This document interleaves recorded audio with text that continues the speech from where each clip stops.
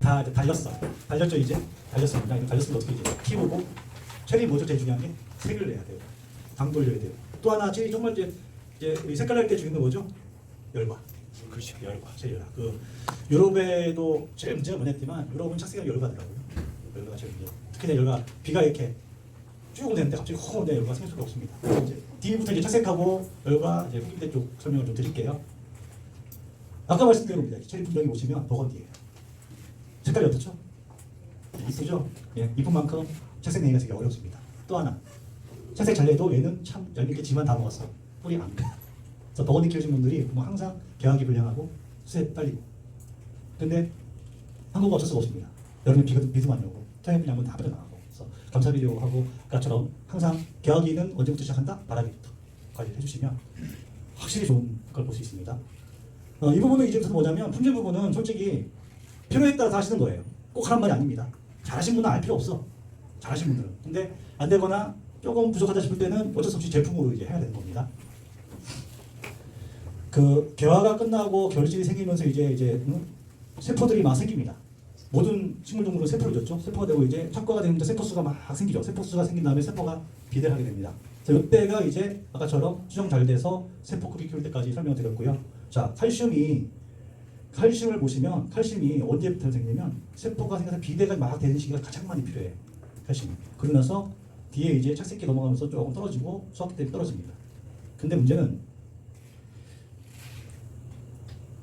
식물은 세포벽이 있어요. 그렇죠? 세포벽이 있죠. 세포벽. 또 한 세포가 세포 분열을 하면 두 개로 나눠집니다. 그렇죠? 그러면 또 벽 생기고 막 생기잖아요. 세포벽이 생기기 때문에 세포가 비대를 해야 돼. 벽이 늘어야 될 겁니까? 커져야 돼. 그럼 에너지가 많이 들어가죠. 자, 그런데 문제는 에너지를 많이 낼 때 제일 반대적인 하는 게 뭘까요? 단단한 거. 경운기별도 느리는 거하고 애기 공무줄 느리는 거. 어느 게 더 에너지 많이 들어가죠? 경운기별도. 세포가 단단해지면 에너지가 많이 들어가죠. 당연히 식물은 그 시기 되면 칼슘 흡수량은 많은데 칼슘 흡수를 안 합니다. 그래서 이 시기 때 항상 칼슘 결핍이 오기 시작하는 거예요. 그래서 이 시기 때 어떻게 해? 강제 칼슘 넣어줘야 돼. 그리고 얼마 전에 현대인 교수님 유튜브에서도 그 얘기를 했어요. 칼슘의 역할은 세포 벽 사이의 간극을 칼슘이 시멘트처럼 메꿔주기 때문에 병원균이 침입을 예방해서 칼슘을 치면 병정성이 생긴다는 이론이 그렇습니다 하고 했는데 시멘트 이론은 저랑 현대인 교수 술 먹은 사람들 얘기해요. 제가 오래 얘기하면 벽돌을 쌀 때, 그렇죠? 벽돌을 쌀 때 벽돌만 싸면 발로 뽕 차면 우르르 놓지잖아요. 벽돌을 하나 내고 시멘트 바르고 벽돌 쌓고 시멘트 바를 때 그 시멘트 긁은 칼슘 역할입니다. 근데 여기서 가끔 규산하고 혼동하는 분이 계세요. 규산하고 칼슘은 세포뼈 안으로 이동을 다 합니다. 규산은 표피에 규실증이라는 증이 따로 있어.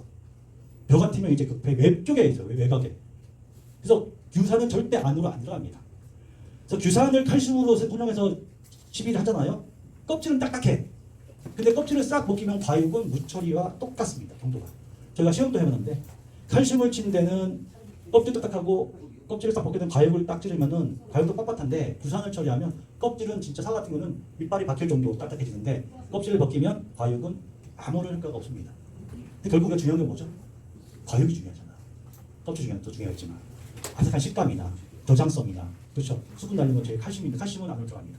규산은 안 들어가. 그래서 규산을 과수에도 외국도 쓰도록 이제 보가 나오는데 이제 약간 그 긴급 처방 잎이 약간 너무 안 좋아서 딱 빳빳하게 보여줄 때 그때는 쳐도 되지만 과육까지 보내는 정도는 절대 규산은 칼슘을 대체하지 못합니다. 그 칼슘도 우리가 이제 잎을 빳빳하게 하는 정도가 아니라 엽채류들은 잎을 빳빳하게 하는 정도 흡수가 되면 되지만 우리는 어떻게 몇 년씩이나 뿌리를 주면 과일이 중요하잖아요. 이동성이 조금 칼슘이 가야 되는 거예요. 그래서 칼슘이 좀 헷갈려요.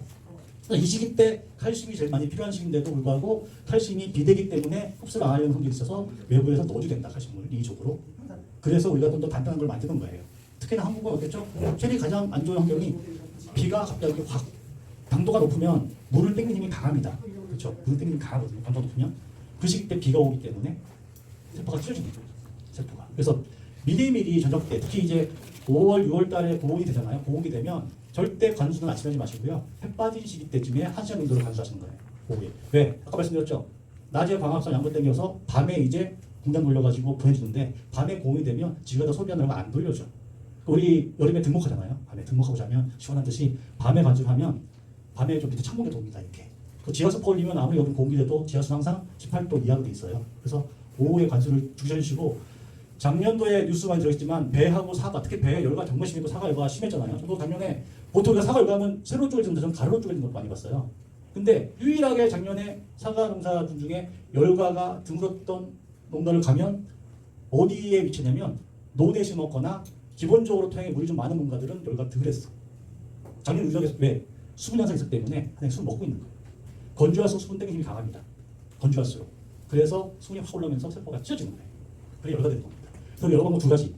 안에 있는 그 보호물질을 넣어서 수분 평형을 이루든가 두 번째는 찢어지는 거를 탄탄하게 해서 막자는 거예요.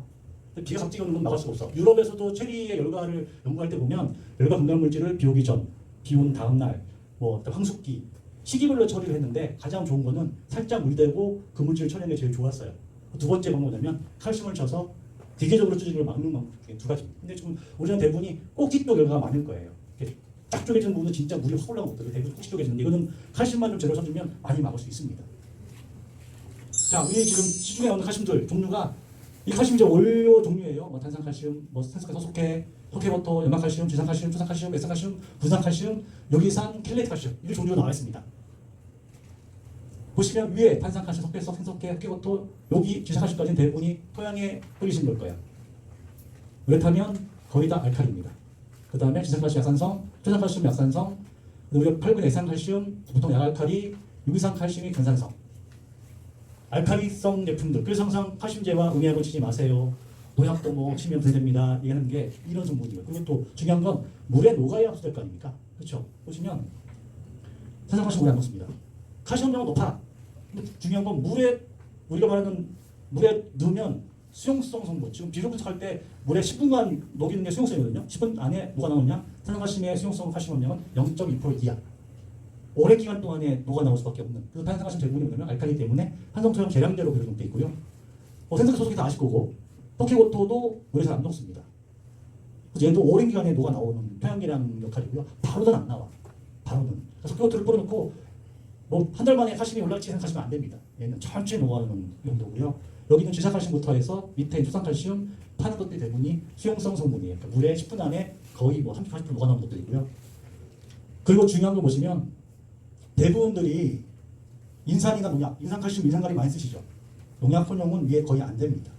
여기까지. 지산칼슘도 안 돼요. 그 지산칼슘을 저온기 때 그랬어요. 저온기 때 쓰신 건데 이제 온도 높은 데 지산칼슘 쓰시면 칼슘보다는 질소의 영향을 많이 받아요. 그래서 특히나 지산칼슘 많이 관여하시는 분들 작년 같은 경우에는 가을불에 늦게 나왔어요. 정말 비가 많은 해는 지산칼슘을 많이 드신 분들은 착색 정말 안 됐을 거예요. 왜? 질소를 많이 먹어서 색깔이 안 돼. 보통 착색이 되면 이제 어떤 분들은 색 뺀다고 인산가리, 이산칼슘 많이 뿌리시잖아요. 질소 많이 들어간 쪽은 착색 거의 늦을 겁니다. 지산칼슘 너무 많이 쓰는 거 안 좋습니다. 초기 때, 초기에 좀 잎 올라올 때 잎 세력 좀 높이려고 쓰는 건 좋은데 나중에 생육 중기 때 지산칼슘 가급적이면 끊으셔야 됩니다. 근데 이게 지산칼슘이 물에 잘 녹는다고 칼슘도 잘 녹는데 흡수 거의 안 돼요. 질소 역할밖에 안 됩니다. 그래서 엽채로 과체로 많이 쓰고 있죠, 지산칼슘을. 그리고 좀 시중 8분 정도 되면 이제 초산칼슘, 에산칼슘, 분산칼슘, 유기산 켈레트칼슘인데 이 중에서 솔직히 유기태 중에 이동성이 제일 좋은 거는 켈레트화된 칼슘이 제일 좋습니다. 많이 들었을 거예요. 켈레트칼슘. 얘는 산성의 수용성에 연면식이 가능하고 농약, 인산 제품과 혼용에 문제가 없는데 국내에서 켈레트칼슘을 극히 몇몇 회사가 쓰고 있고 대부분이 아마 구연산 켈레트칼슘일 거예요. 근데 그 켈레트칼슘은 흡수 이동 속도가 중간급, 중간급. 그래서 이 많은 것 중에서 솔직히 수용성으로 되는 게만 연면 시비가 가능하다.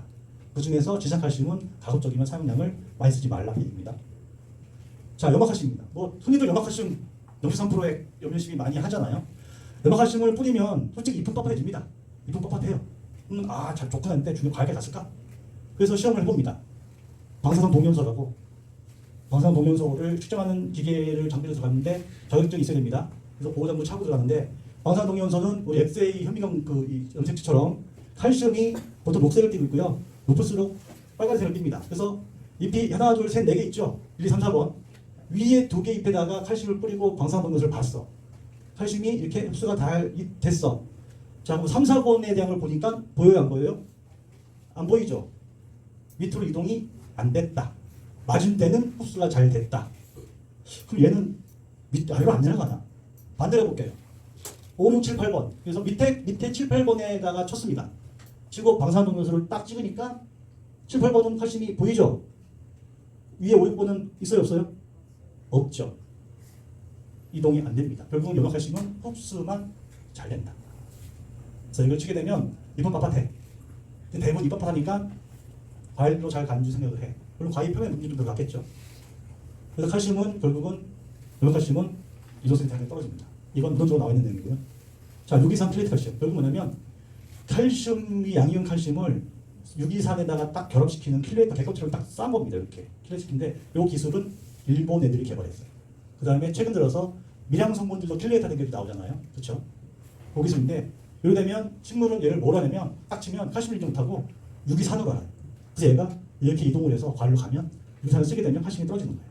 그래서 칼슘이 줄기 쪽에 물광부에 붙질 않습니다. 그래서 얘를 보시면 자 이제 열매가 있고 줄기 있고 그렇죠? 잎이 있죠. 잎에 C번 잎에다가 칼슘을 처리합니다. 그래서 동연수를 볼게요. 보이죠?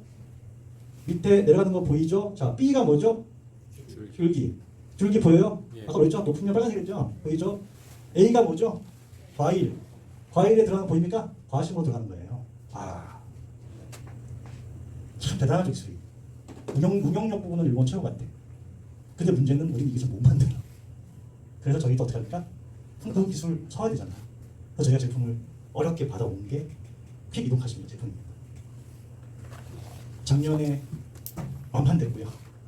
예산 당지 쪽에서 거의 15톤 썼습니다. 가격이 좀 비싼데 그거 욕하던 분들 지금 다 쓰세요. 자, 과실 채널로 이동 순위를 보면 이 유기산, 글루콘산이라는 유기산, 유산칼슘이라는 유기산, 흔히 우리 알고 있는 구연산칼슘, 추산칼슘, 염화칼슘, 염화칼슘 꼴등입니다. 그러니까 이동이 제일 늦다는 얘기죠. 결국은 우리가 이제 과일이 있으면 염화칼슘 치면 염화칼슘이 이 물광부에 다 붙어버려요. 애들이 다 붙어요. 그래서 안 올라가. 지가 먹으려고. 과일 중요한데. 그래서 킬레이터 된 것들은 이렇게 갑니다. 이렇게. 영남대학교 변재인 교수님이 사과의 과실내 칼슘 이동에 관한 연구한 보고서가 있어요. 여기에 보시면 종래 칼슘 이온은 이가 영향으로 식물 체내에서 이동이 잘 안 돼요. 결핍 증상이 나타난다고 되어 있고요. 거기에 보면 염화칼슘, 질산칼슘, 투산칼슘, 근산칼슘, 유산진칼슘이 제일 빠른 거로 지금 되어 있습니다. 그리고 염화칼슘은 흡수는 좋은데 이동이 안 된다는 게 보고되어 있고요. 그 다음에 지금 흔히 알고 있는 우리가 킬레이터 알고 있는 근산칼슘도 한 중간쯤 됩니다. 그래서 이동성을 높이려면 유기산 킬레이터를 칼슘을 되는데 이 칼슘 기술은 한국에는 없다.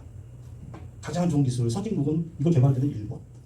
그러면은 회장님이 아침에 올 때 유튜브도 했죠. 우리도 염화칼슘이 있습니다. 하지만 이동성이 좋은 거, 그럼 어떻게 해요? 그쪽에서 좋으면 가져와야 되잖아. 그래서 저 융전이 처음 생겼을 때 대유랑 많이 거래했던 일본 소다 하면은 이온소다는 농약에서 꽤 유명한 회사인데 이온소다의 자회사인 니소블이라는 회사가 있어요. 그 회사에서 이 칼슘계를 만들었는데 세계 최초로 회장님이 미팅에서 내 선물 좀 주세요. 네, 융전 회사를 차렸는데 선물 하나 주세요 해가지고 대유 때도 못 갖고 온 거를 융전 때 와서 가져와서 저희가 제품화 시킨 게 피는 칼슘입니다. 체리 이거 보면 제일 골치 아프죠? 이렇게 수학은 다 했는데 표정이 안 좋아. 그래서 제가 말씀드렸잖아요. 이거는 뭐 비가 한 번에 왕창 오거나 뭐 아까 말씀드렸죠. 체리 착색이 막 되는 시기 때 착색 때는 안토시아닌 주성분은 뭐다? 당 어디서 온다? 광합성에서 내려오잖아요. 당도가 높다 말이야. 당도가 높으면 당연히 물을 땡기면 강합니다. 당연히 쪼릴 수밖에 없죠. 불이 훅 올라오니까. 그래서 결국은 이제 기계적인 결과를 좀 변화하기 위해서는 세포를 좀 단단하게 시켜주는데 결국은 일로 가야 되잖아요. 일로 꼭지통에 내려와야 된단 말이에요. 잎에만 열심히 먹으면 뭐예요? 발로 안 가는 거예요. 그래서 앞으로는 꼭 이동이 잘 되는 칼슘, 제가 과학적으로 보여드렸죠? 칼슘들을 써라 이거 조금 비싸더라도. 근데 그렇게 욕했던 분들이 한번 쓰시더니만 반응이 정말 좋아요. 일본 니소그린 계열 유기산 칼슘이고요. 또 얘는 또 하나 장점이 뭐냐면 붕소와 망간이 들어있습니다. 그래서 아마 이걸 쓰시게 되면 착색도 상당히 도움이 되고요. 그 다음에 엽색도 되게 도움이 됩니다. 그래서 우리나라는 좀 망간 쪽에 걸 제일 잘 인식 못하는데 우리가 이제 체리 재배하다가 갈반 오죠. 갈반, 갈색 옵니다. 처음에 약간 엽록소 빠지듯이 와요. 그래서 고토를 좀 다 알아. 이거 빈가? 근데 갈반이 오면 고토제를 농약하고 써도 갈반이 안 돼요. 왜? 갈반을 치유하는 건 망간이 있어야 돼요. 저도 상당히 오래 공부했지만 망간은 이렇게 막 높은 함량으로 되는 줄 몰랐어. 뒤에 이청종 얘기하겠지만 이것도 일본이 개발했어요. 결국 이게 들어가야 옆을 잡아주는 거예요. 분명히 갈반 오면 칼슘제 많이 뿌릴 거예요 또. 그렇죠? 그래서 이왕이면 다 된 거를 사용하시라는 겁니다. 더 수술이 가장 빠른 4가지의 유기산이 들어있습니다. 아까 말씀드린 유기산이고요. 식물체에서 높은 이행성도 있고요. 결국은 이거는 일본 니소그린사에서 기술제로 들어올 수밖에 없어요. 근데 지금 가격이 이것 때문에 솔직히 저희 대표이사님하고 저하고 회장님하고 세 분이서 싸운 거예요. 가격 뽑아놓고. 그래서 회장님이 안 한다고 했어요. 이거 안 하려고 했어요. 근데 어떻게 했다? 회장님 인터뷰 때마다 명예라면서요. 인증 알리신다면서요. 그러면 우리도 구색 있는 좋은 제품 내야 되지 않습니까? 일본 현지 판매가랑 동일한 가격으로 지금 공급하고 있습니다. 남는 게 하나도 없어. 그래도 물량이 많이 나가요. 그래서 회사를 알리려고 지금 솔직히 하는 거고요. 솔직히 제가 이거 지금 좀 제조해보려고 지금 노력을 제무서하게 하고 있는데 조만간 일본에서 만나가지고 좀 뭐 좀 뽑아야 되는데 기본적인 원료는 방법이 없어요. 여기사는 플레이트 칼슘은 결국은 기술력은 그쪽을 갖고 올 수밖에 없고요. 단지 저 좀 개발하고 있는 게 혼합 믹스 쪽에 좀 개발하는데 결국은 이 기술은 일본이 세계 최초 기술입니다. 뭐 제일 뭐 애로가 있는 저장성 향상, 착색, 백곡소금, 뭐 낙과해방, 열병응답, 그다음에 연화현상, 지물응답. 그래서 가다 보면 이제 나오죠. 낙하산입니다. 바람들이 나오는 거. 체리 생으로 해서 수송하고 저장하잖아요. 때문에 체리네일 같은 것들은 상당히 혹시이기 때문에 수분 감물이 되게 빨라요. 그래서 칼슘에 대한 게 상당히 중요합니다. 소비자가 먹었을 때 식감이 쭈그레지면 많이 나온단 말이에요. 그게 기술이에요. 여기에 있는 제품은 저장성도 우수하고 수성성도 우수하고 식감 좋다. 그건 칼슘의 기술입니다. 델란이라는 노래 아세요? 델란? 그렇죠? 뭐 체리 제피문일병 등도 있고 과수에 보통 갈반하고 청동병에 꽤 많이 쓰고 있습니다. 근데 이 농약이 아시죠? 절대로 칼슘과 혼용하지 마십시오. 얘는 기본적으로 이렇게 약흔을 발생시킬 수 있습니다. 색깔 타면 갈색으로 보이는데 얘가 같이 타면 이렇게 약반점을 생깁니다. 특히 칼슘 넣고만 이렇게 생겨요. 절대 섞지 말라고 하는 제품입니다. 근데 타볼까요? 저희 거를 항상 필요 칼슘이랑 딴 먼저 듭니다. 먼저 넣고 델란을 타고 시간을 15초 공감하고 일반 염화칼슘을 탄 데다가 델란 한번 내려가 보세요. 얘는 덩어리 염화칼슘 떨어집니다. 붕대 떨어지거든요. 그 다음에 15초 되면 델란층 위에 물층이 떠 있어요. 근데 저 키토칼슘은 싹 섞입니다. 이렇게. 현재 델란과도 혼용이 될 정도입니다. 그때 좀 가장 어렵다고 하면 혼용이 잘 되거든요. 그래서 어쩔 수 없이 칼슘제를 쓰는 시기가 이 아까 소독하는 시기가 맞물 때가 상당히 많아요. 한 번에 따로 칠 수가 없잖아. 농약 칠 때 써야 되지, 진sim약 써야 되지. 그 시기 되면 되게 무서워할 텐데 언제 이것 치고 노약 치고 이것 좀 떨어졌습니까? 같이 혼용해서 써야 돼요. 두 번째, 아까 그랬죠? 유기산 기본적으로 산성활도 있기 때문에 지하수 다 지하수 올릴 거예요. 가장 문제가 지하수가 얼마 나오고 천 지하수가 보니까 거의 8이 넘더라고요. 놀란 게 8.1, 8.2, 뭐 높은 데는 8.6개 나와. pH가 알칼리입니다. 8이 넘어가면요 농약의 성분이 약발이 다 분해되고 약효가 없어요. 저 무슨 놀란 게 이거 잘못된 거 아니어서 지하수 떠는데 좀 더 8이 넘어가 없죠 쪽에 지하수가. 석회질이 많은 터였는데 8이 넘거든요. 그래서 보통 이 작물이 흡수가 제일 좋아하는 pH가 6.5 이하입니다. 5.5, 6.5 사이. 농약들 대부분 살충제. 응약들은 보통 pH를 재보면 희석돼서 되면 거의 7이 안 넘어가요.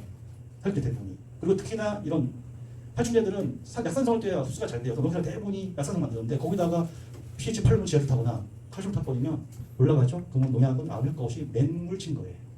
그래서 반드시 산성화시키기 위해서 뭐 구연산 넣어라, 뭐 진주산 넣어라 그러는데 그냥 한 병당 넣으면 됩니다. 얘 3분의 1 넣으니까 pH 8.2짜리 지하수 500리터 20단말 하나에 얘 3분의 1 넣으니까 pH가 6.8, 6.7 떨어져요. 그래서 델란 pH가 6.9 나오더라고요. 저도 전혀 문제가 없습니다. 그래서 농약 칼슘 혼약을 칠 때는 반드시 필기동 칼슘, 농협의 필기동 칼슘을 넣으시고 농약을 넣으시고요. 특히 요즘 최근에 농약들이 액상수화제 아시죠? 액상수화제. 그렇죠? 수화제 말고 이제 허옇게 돼가지고 뻘쩍뻘쩍한 액상수화제. 이게 물에 타면 막 도사질 거야. 안 녹고 이렇게 절대. 이거 잘 풀립니다. 최근 농약들이 가루 날리는 게 싫어서 수화제 액상수화제장이 많이 나오는데 이 액상수화제의 단점이 찬물에 안 녹는 거예요. 알프레스에 안 녹아요. 그래서 먼저 넣으시고 농약을 푸시면 절대 문제가 없이 다 풀립니다. 그래서 지금 과수 정보는 상당히 좋아요. 제품에 대해서. 그래서 저희 뭐 유기농 체리 하시는 분, 친환 체리 말고 일반적으로 관행 재배 하시는 분들은 칼슘 필요한데 약속해야 되는데 뭐 칼슘제 써야 되는데 고민하지 마시고 혼용하세요. 단 먼저 타시고 농약 넣으셔야 됩니다.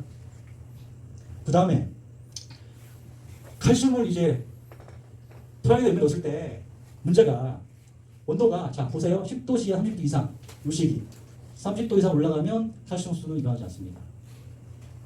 그래서 이렇게 보시면 10도, 15도, 20도, 25도, 30도, 20도 조금 보이고 25도 조금 보이고 30도 안 보여. 그래서 날씨가 고온일 때는 절대 관주 시기에는 칼슘 안 돼요. 그래서 어떻게 한다? 아까 말씀드린 대로 늦은 오후에 관수하시고 그렇죠. 관수 한번 하시고 그때 칼슘 같이 넣으신가 하셔야 되는 거예요. 과원 관수도 6시 이후에 한두 시간 침실수 관수 후에 단수 하셔가지고 항상 주의하셔서 시원한 바람 돌면 다음날 아침 일찍 칼슘 치시면 흡수가 돼. 관주 주셔도 되고. 근데 더우면 왜 그냥 놔두는 거예요? 그리고 항상 관행적으로 항상 우리 아버님들 신기한 게 똑같은 제일 방법, 똑같은 관성원. 나는 항상 10시에 물 줘야 돼. 10시에 물 대면 어떤지 아세요? 12시 가면요. 한증 먹대, 한증만.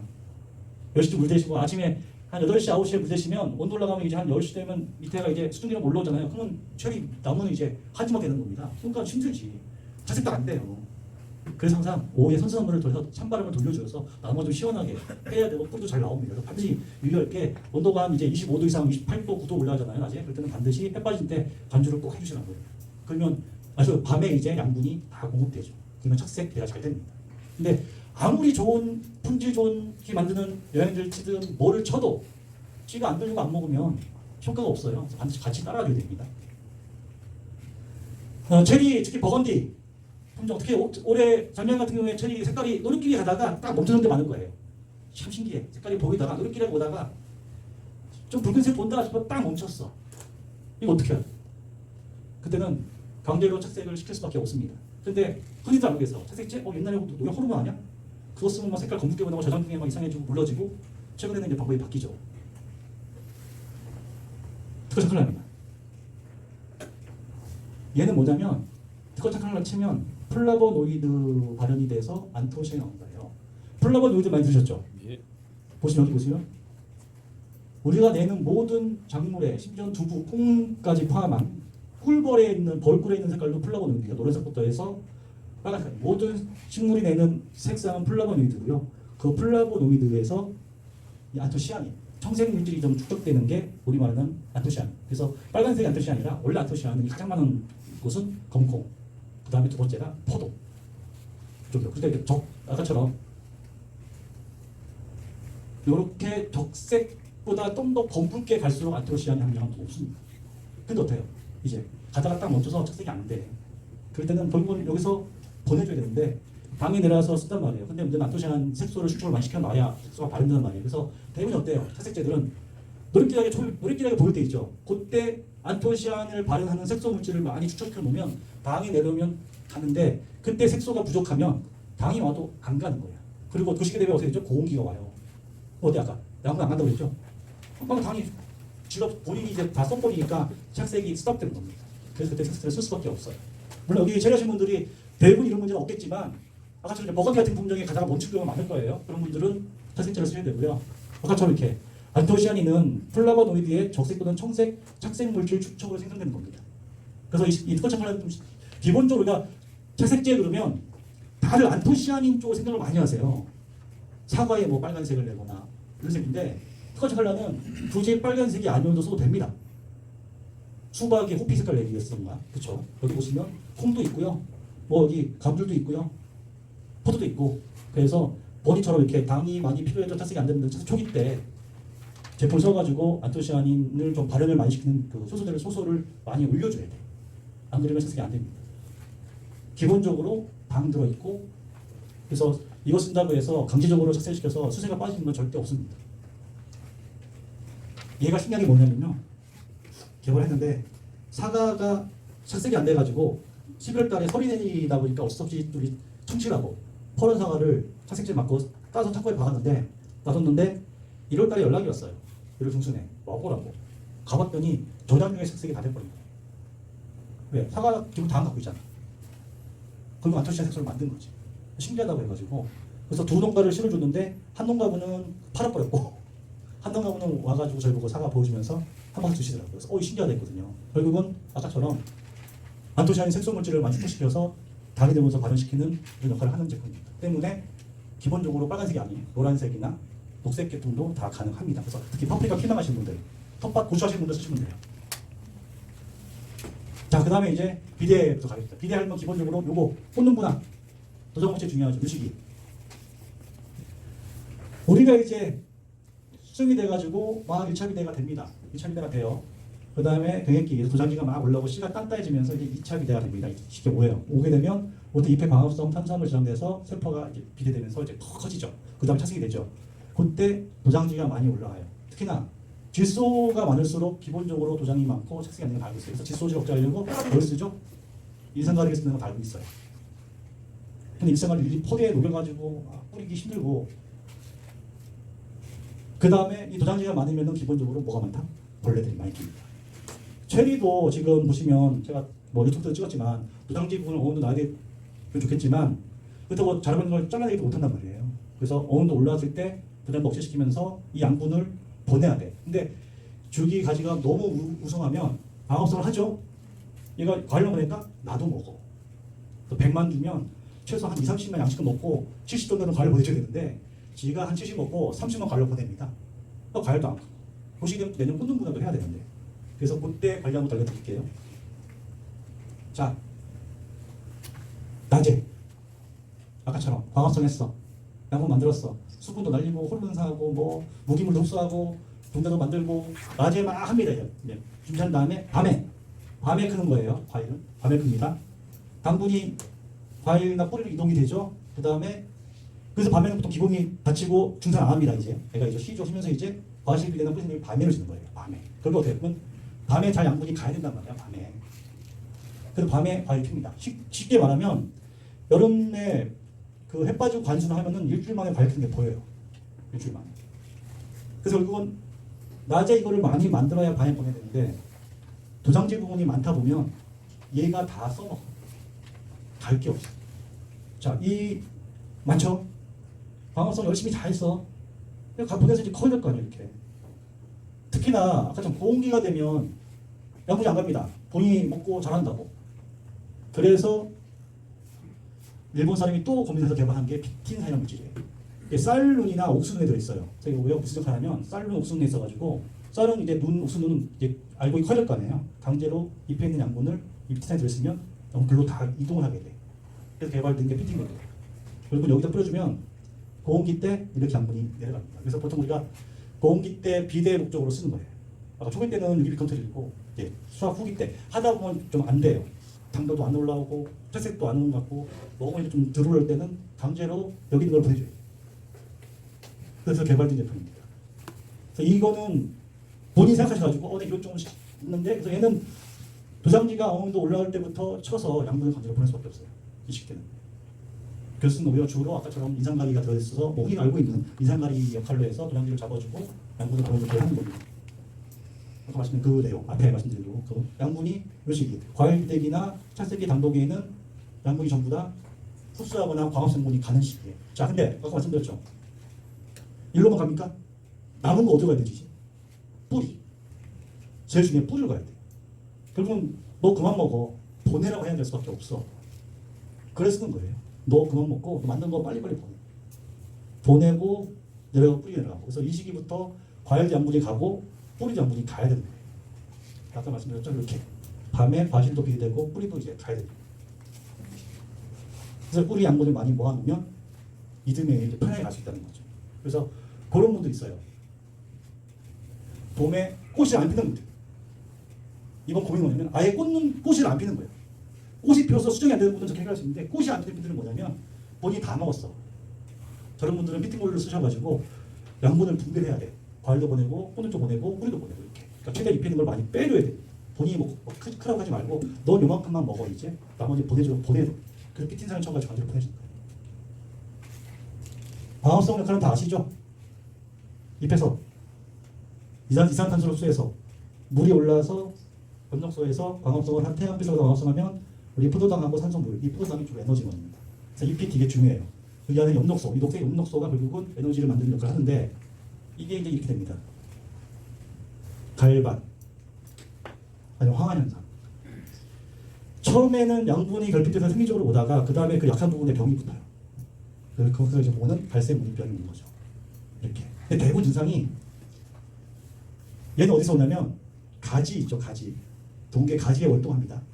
아니면 이 밑에 낙엽에서 월동하고 있다가 시기가 되면 붙었다가 이 시기 딱 맞는 시기 되면 병이 나오는 거예요. 그래서 그 보르도액을 월동기 때 뿌리라고 하잖아요. 보르도액 뿌리신 분? 이 중에서 보르도액, 흑혈 보르도액 뿌리신 분? 준비하고 있어요. 예. 지금 책임지면 되는 게 오갈병, 뭐 청동병, 그다음에 갈반병에 흑혈 보르도액만큼 좋은 게 없습니다. 월동기. 그 월동기 때 가지 있는 거 잡아주려고 보르도액 뿌리라는 거예요. 흑혈 보르도액. 근데 대부분이 보면은 정말 직전에 황산가리 토양에 살포하시는 분 많은데 이거 황산가리는 탈색에 도움을 좀 줍니다. 단 뭐가 문제냐면 비가 많이 올 경우에 뿌리 새뿌리가 다 끊어져 버려요. 그래서 작물을 뿌리를 보면 우리가 뿌리 주근이 있고요.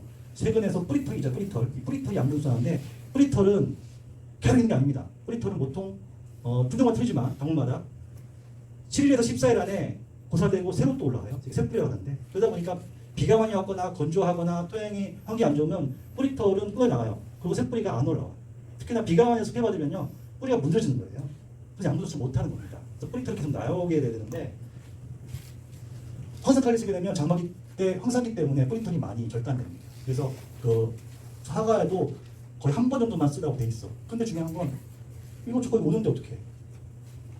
그래서 저희가 말하는 게 입증 넣는 거예요. 이제 황화, 갈반, 엽소, 여기 옆에 가야하는데 얘는 주로 이제 흔히 알고 있는 보토와 망간이 들어있고요. 솔직히 이 성분도 일본에서 수입 들어오는 수밖에 없죠. 켈레이트 보토입니다. 근데 보통 어떻게 하면 갈반 이제 갈색 갈반이 생기게 되면 보통 농약을 쓸 수밖에 없잖아요. 그렇죠? 농약을 씁니다. 갈반은 이제 세균성이기 때문에 농약을 써야 되는데 농약 쓸 때 같이 혼용해 쓰는 거예요. 그리고요. 특히 옆에 이렇게 옆에 이렇게 보이잖아요. 보통을 보이다가 여기 병이 붙는 부분인데 이 시기 때는 반드시 빨리 녹색으로 치료시켜야 되는 거예요. 근데 흔히 알고 있는 게 뭐냐면 보토라고 그러니까 물에 안 녹고 안 해 써보니까 이런 분들 되게 많아요. 얘는 20달러 500리터에 한 리터 한 봉이거든요. 원래 잘 없습니다. 일반 우리 흔히 알고 있는 뭐 싼 보토나 고가의 뭐 연면식의 보토 제품하고 틀려요. 그래서 요 시기였을 때 아까 얘기했죠. 잎이 되게 중요한 시기란 말이에요. 갈반병 오면 초반에 안 되면 힘들거든요. 힘들어서 반드시 혼용해서 사용하셔야 되고요. 자, 제가 보여드릴게요. 작년에 우리 과수나 이 온해 쪽이나 이쪽만 심는 게 아니라 골프 치는 거 있죠. 작년에 우리나라 잔디 골프 잔디가 완전히 자살했습니다. 정말 잔디 안 좋거든요. 여기 잔디 지금 세균병이 뭐예요? 세균병이 와서 이제 이 살균제하고 혼용해서 이 처리하기 전에 이건 도로 보이죠 이렇게 처리를 똑같이 도로 보입니다. 처리해서 4일째 보니까 엽색이 딱 들어오는 거예요. 자, 어디서 골프 치시겠어요? 같은 놈인데. 솔직히 경기도권은 이 골프장 이거 18월 정도인데 거의 한 28만 주고 칩니다. 그린피만. 컨테이비에 캐디비 반이랑 1인당 가까이 보면 4, 50만 들어가는데 이제 치고 싶지 않잖아요. 그래서 보니까 거의 지금 잎보다 지금 노랗게 갈반이 많이 된 게 많은데 4일 만에 엽색이 싹 들어옵니다. 이렇게. 이거는 이제 여기 잔디예요. 솔직히 잔디가 빳빳하죠. 그래서 과수 쪽에도 분명히 효과가 있다고 지금 저희가 지금 작년에 엄청 많이 팔았고요. 심지어 작년 저희가 여름에 공장에 재고가 떨어져가지고 재작년에 2번 떨어져서 품절제 좀 난리 났던 제품입니다. 그래서 올해 혹시나 이렇게 좀 문제가 좀 전에 심했던 집들 나왔을 때 소독할 때 꼭 넣으셔가지고 살포하시고요. 생육기에 이렇게 원인 모르게 엽색이 많이 빠졌을 거예요. 질소 못 줍니다. 요소 못 주는 거 다 알고 계시잖아요. 요소 주면 착색이 안 되니까. 신기하게 꼭 착색 색도로 크게 될 때 딱 이렇게 나와. 질소 줄 때 못 주잖아요. 그래서 팁청정 딱 주시면 2번 쓰면 싹 들어옵니다. 제가 이렇게 보여드릴게요. 제가 앞서 부분도 계속 말씀드린 게 뭐냐면 개화기는 발화기 때부터 연면식 말씀드렸어요. 보통 우리가 양분을 뿌리로 가는 게 기본이겠지만 뿌리가 아니고 잎을 통해서 쓰는 연면식 기술이 상당히 발전되어 있습니다. 특히나 과수mon가들 뭐 농약 많이 써야 되고 혼용해 써야 되기 때문에 연면식을 많이 선도하고 권장을 합니다. 특히나 이 잎프로염이 필요할 때는요 뿌리에서 양분 흡수력이 저했을 때 약해졌거나 저온이거나 뭐 건조하거나 이럴 때 뿌리 나올 때까지 못 기다립니다. 토양에 비료 뿌려놔봐야 안 돼요. 연면식이 빠릅니다. 자 이렇게 특히 장마 잠깐 끝나고 해 떴을 때 이때 토양에 뿌려준다 뿌리 안 나오거든요. 완전 토양이 마르고 4에서 5일이 지나야 뿌리털이 나와요. 그럼 내가 비가 그치고 비를 뿌리면 5일 동안 말라야 그때 물 들어온 거예요. 그럼 그 사이에는 이제 배고프고 막 잎은 처지잖아요. 그럴 때 연면식이 시원하게 해버린다는 겁니다. 그 다음에 여기 수세를 빨리 해주실 때 수세. 특히 이제 비 많이 오고 난 다음에 잎 한 개 되게 안 좋잖아요. 그때는 연면 시비를 하시나. 그리고 토양에 비료 성분이 너무 부족할 때 기량작용 많이 들어보셨죠? 기량작용 손 딱 5개 딱 피시면 펠보스 5개 딱 이렇게 우리 대표적인 대량에서 5대 필수도 있죠. 질소, 인산, 가리, 칼슘, 보토. 그렇죠?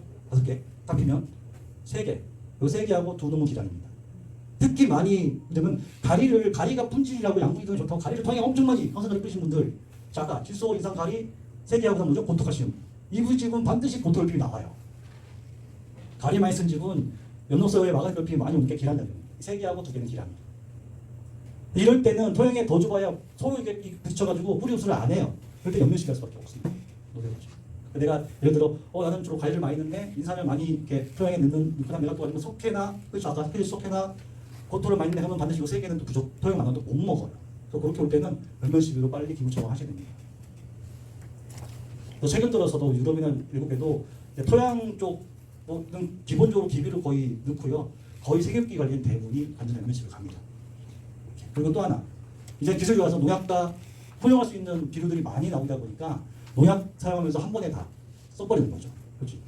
그래서 잎을 영양분이 이런 장점이 있습니다. 그래서 반드시 그때 연면시비를 하셔서 빠르게 횟수에 키우고, 그리고 품질 쪽 위주로 가는 제품들은 대부분 연면시비 제품이 많고요. 아까 말씀드린 칼슘제도 연면시비를 해야지 빨리빨리 들어갑니다. 자, 끝으로 제가 아까 월동기 병해 관리 말씀드릴게요. 갈반, 그렇죠? 천문병, 오갈병 이런 것들 보시면 이게 좀 과거에 우리가 보르도에 속해버렸던 보르도에 좀 액상입니다. 액상 무겁죠. 5kg짜리 이거 뭐 500m에 2봉씩 깔아보니까 특히나 이게 가을에 사는데 겨울 지나서 보니까 막 밑에 굳고 막 얼어가지고 안 풀려서 애먹고, 또 하나 뭐냐면 약을 칩니다. 쳤는데 안경에 막 끼고 뭐 SS기 장비 옷 뿌옇게 다 묻는 거예요. 이렇게. 근데 이제는 이런 제품 안 씁니다. 유럽에 알아봤더니만 무서워 애들이. 그러니까 그거 언제 때 얘기인데. 프랑스 보르도 얘기할 때 그때 액상이 지금은 뭐냐? 간편하게 과일 쏘아져 나온다 이거예요. 이렇게. 설탕보다도 작은 알갱이로 돼서 설탕보다 작은 알갱이로 돼가지고 물에 타면 쑥 풀리는.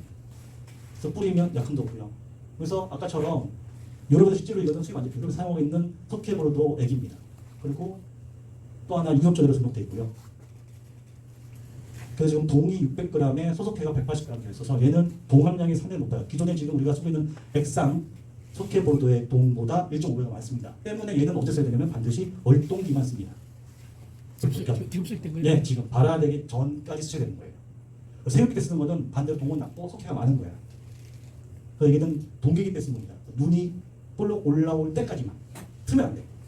그래서 아까 말씀드렸죠. 지금 제일 문제된 게 갈반, 초모, 오갈 이런 병들. 대부분 월동되는 병들은 동으로 해서 세균은 다 처리가 들어갈 수 있는 거거든요. 꼭 사용하시면 됩니다. 이거 하나 가지고 500L, 20단말 하시고요. 20단말이면 지금 잎이 안 달릴 때는 과연 600에 700ton 뿌립니다. 하나 가지고. 그 다음에 이 물에 타면 아주 미세하게 뿌리는데요. 그래서 드론 있죠, 드론. 보통 드론은 아주 미세하지 않으면 드론 노즐 다 막혀버리거든요. 드론까지 사용 가능합니다. 노즐이. 그래서 뭐 지금 가정에서 일반적으로 사용하시는 노즐이 막힐 우려가 전혀 없고요. 현재 유럽에는 지금 이 생리소용병하고 이 모갈병으로 등록이 돼 있어요. 왜? 밑에 유럽은 갈반병이 없어. 그래서 갈반은 안 했으니까 우리는 갈반이 없어. 갈반은 한국에만 있는 병이거든. 됐고요. 그래서 이 가격도 얼마 안 합니다. 간편하게 쓰시면 되고요. 저희도 이게 지금 저희가 그 이오보르도 과립소화제를 물에 타가지고 아까처럼 500배를 시작해서 뿌리는 거예요. 차이 많이 나죠. 기존에 석회보르도 액상된 것들, 특히 SS기 쓰시는 분들, 여기 이제 체리 말고 과수 필요하시는 분들 문제가 뭐냐면 석회보르 한 3번, 3차 정도 뿌렸더니만 앞에 캐노피가 아예 뽀인 거예요. 그래가지고 작년에 어떤 사고 쓰냐면 과수원을 돌잖아요. 돌 때 앞이 안 보여가지고 추락을 했어. 이분이. 그러니까 과수 마지막 끝에 부분인데 싹 치고 돌아서 마지막 치고 나와야 되는데 저기 비탈이죠. 안 보이니까 보는데 모르고 추락한 거야. 근데 그게 누가 불었냐? 농사 도와주러 온 조카가 불다가 추락했어요. 그래서 안타깝게. 이거 저 제품이 사과나무 복숭아 다 돼요? 네. 지금 현재 등록은 사과, 배, 복숭아. 로 지금 그 시험은 돼 있고요. 월동기는 모든 제품 다 문제 없습니다. 그리고 또 하나 인삼 하시는 분들 인삼에 쓰시면 되고요. 고추 쓰시면 됩니다. 그것도 생각 가능해요. 인삼은 1000배로 쓰시면 되고요. 그리고 과수는 반드시 동계기 때 예방으로만 쓰는 겁니다. 섞이면 안 되고요. 가능해요. 보통 스미처럼 많이 쓰시잖아요. 스미처럼 많이 섞어 쓰시면 되고. 아니, 지금 같은 경우 아무것도 뭐 없지만. 지금은 쓰지 않습니다. 밑에 고추가 깔려 있다거나 뭐 퇴비도 있고 막 이런. 네, 상관없습니다. 예. 그래서 기존 그런 뿌연 안 보이고 타기 무료 이런 제품도 이제 옛날 제품이라는 거예요. 최근에는 이제 유럽에 쓰고 있는. 여기 보시면 이런 전통적인 보면서 현재 유럽에 쓰고 있는 제품입니다. 이거 한번 써보시면 정말 만족할 거예요. 지금 충청남도, 충청북도에 이게 이제 화상병이 지금 예방약제로 이 석회보르도액은 무상공급도 가능한데 저희가 작년도 올해는 거의 충남 지역은 충북 지역, 옥천도 그 화상병은 저희 이거 다 선정됐어요. 그만큼 좋습니다. 자, 끝으로 토탈팜, 분홍탄, 미랑겐 이거 어디서 많이 들어오실 거예요. 미량, 부, 솔직히 타사, D사의 제품들 세 가지인데 이건 솔직히 개발자는 저희 본사장님 그래서 우리도 갖고 있는데 얘는 전천으로 쓸 수 있는 제품이고요. 하동 그 질소하고 미량이 다 들어있고 얘는 주로 아마 이분 아시는 분들은 인산 다리 쪽 쓰신 분들 쓰실 거예요. 아마 착색기 앞두고 올리는 분들 도장국자리로 쓰는 제품이고 얘는 미량gen입니다. 오늘 나눠드린 미량 소프트비료 아마 국내 통합 미량 성분들은 다 들어있어요. 그래서 아까 말씀대로 혹시라도 개화기 때 그런 게 있으면은 노년생 풀 때 혼용해서 써도 되고요. 감사비료도 가져도 되고. 근데 끝으로 제가 뭐 저도 이제 D사에서 연구소 생활을 오래 하고 연구소장직을 오래 하고 나왔는데 문제는 뭐냐면 이제 업그레이드를 시키고 농민들의 만족해야 되는데 최근 들어서 어떤 일이 발생됐냐면 제품이 예전보다 못해지는 겁니다. 그래서 제가 충격 먹었어요. 설마 그랬겠다. 그렇게 오히려 더 좋아지게 되는 회사인데 그리고 소비자의 되게 그 이게 좋았던 회사고 완전 높은 회사인데 그래서 제가 동영 한번 보여드릴게요.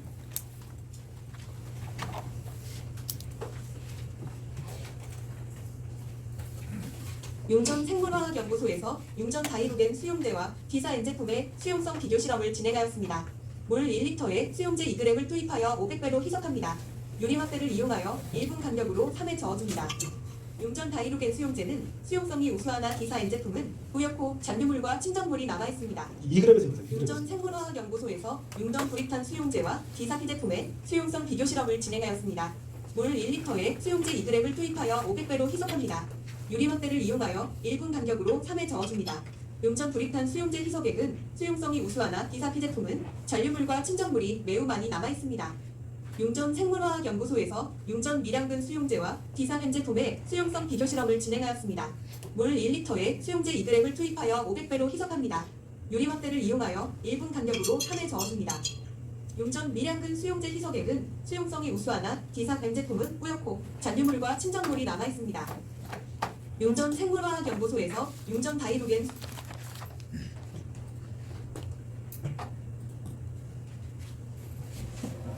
원래 다이루겐 저희 분홍탄 미량겐이 같았어요. 근데 뭐 등짐지고 아까 2g이었죠. 솔직히 우리 어깨 등짐지는 건 저게 10배랑 더 좋습니다. 20g보다 돼요. 근데 마키니 이렇게 돼서 결국 뭡니까 이게 기술이 떨어지는 것도 아니고 원료에 대한 거를 바꾼 거죠. 이제 원료를 너무 싼 걸 쓰기 시작하면 됩니다. 그러니까 회사가 전에 말씀드렸지만 계속 업그레이드를 하고 또 농가들의 의견을 들어서 좋은 제품을 개발하는 게 또 회사의 그 목표 중에 하나고 목적인데 좀 안타까운 생각이 듭니다. 그래서 저희 용전은 소비자 의견도 많이 듣고 또 연구소에서 또 많은 실험을 통해서 기존 제품보다 확실하게 높아진 손가락끈 제품들을 개발할 거고요. 또 기존에 쓰던 제품 중에 좀 이렇게 사용이 불편하거나 물수 안 좋은 것들도 많이 개선하려고 해서 농가들이 써보고 만족스러운 얘기를 많이 들도록 제품 개발을 열심히 하겠습니다. 그리고 뭐 유튜브를 통해서 소개가 나간 후로 정말 많은 분들이 전화를 오셨고 제가 또 출장 중에 업무 중에 일일이 전화를 못 드려서 그분들을 메모했다가 제가 퇴근하는 시간 동안 제가 사무실에서 집까지 퇴근할 때 1시간 나가거든요. 시간 동안 설명해드리고 심지어는 주차장에서 저는 안 끊으려 하는 거예요. 주차장에서 또 1시간 반 동안 주차를 하면서 설명을 드렸어요. 왜 제가 가서 한 분 때문에 이동하기 어려우니까 여기서 제가 충분히 얘기를 듣고 말씀드리면서 했는데 다행스럽게 그 경동시에 분이 계시지만 지금 많은 부분에 대해서 좋은 의견이 많이 오셨고요. 그만큼 저희도 많이 뿌듯하게 하고요. 또 특히나 이 쉐리에 대해서 처음으로 이렇게 알리게 되고 저희 용전의 우수한 제품을 알게 된 계기가 작년에 이렇게 모였을 때 이 기회였어요. 그래서 잘 가고 고맙다 생각이 듭니다. 오늘 제가 재배력을 좀 뒤에 다 넣어드렸고요. 혹시라도 또 자료를 준비했는데 인원이 좀 더우신 것 같아서 자료가 부족한 분들은 이 번호로 전해주시면 됩니다. 이 번호를 전화주시면 저희가 구매처도 안내해줄 수 있고 기술적인 부분도 안내 가능하고요. 아마 다 안내를 해줍니다. 저랑 통화하실 때 전화하면 아마 저한테 제가 전화를 드릴 수 있는 분이라 대표번호를 꼭 메모하셨다가 꼭 체리가 아닌 모든 영문에 대한 궁금점을 물어보시고요. 그리고 저희 용전농업사이다 TV를 들어가시면 정말 유익하고 알찬 내용이 많으니까 영상을 도움이 될 겁니다. 그래서 꼭 애청하시고 그리고 만족스러운 좋아요 꼭 눌러주시면 감사하겠습니다. 이상으로 제가 체리 관련 교육을 좀 마치겠고요. 혹시 질문 있으면 좀 받겠습니다. 예, 작년에 있었던 일인데 다른 농가에도 같은 일들이 많이 있었더라고요. 작년에 그 비가 이제 오기 전까지는 관계했는데 비가 오면서 바로 배꼽 곰팡이가 굉장히 갑자기 생기더라고요. 그 비 오는 그 시간서부터. 근데 그때 이미 수확기나 소독을 할 수도 없고 이런 아주 애로가 있었는데 이런 부분에 대해서 어떻게 좀 처방 같은 게 있을 수 있나요? 곰팡이는 그 사전에 예방적으로 칠 수밖에 없습니다. 친환경 자재들이 있는데 효과가 그만큼 완전히 안 나와요. 근데 보통 우리가 치면 세균도 아까처럼 보통도 붙었지만 특히 곰팡이는 미리 과일에 붙어 있어. 쉽게 말하면 탄저병 아시죠? 탄저병 잘 알죠? 탄저병. 전문성병 아시죠?